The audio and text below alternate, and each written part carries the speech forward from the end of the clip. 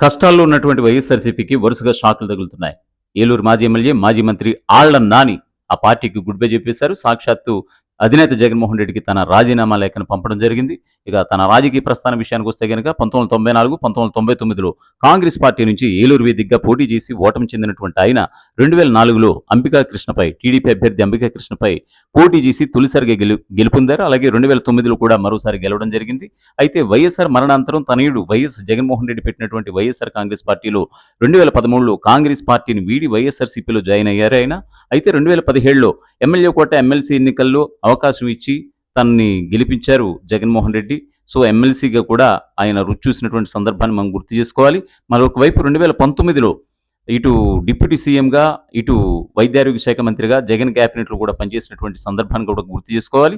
అయితే అలాంటి వ్యక్తి ప్రస్తుతం కష్టకాలంలో ఉన్నటువంటి పార్టీని ఎంతవరకు వీడటం న్యాయం అంటూ కూడా వైఎస్ఆర్సీపీ శ్రేణులు ప్రశ్నిస్తున్నాయి.